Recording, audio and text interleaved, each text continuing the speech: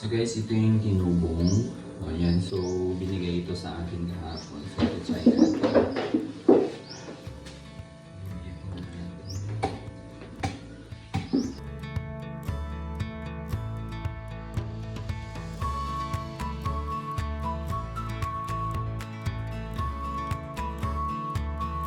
Look. So ito yung laman niya. Tingnan natin. Try natin.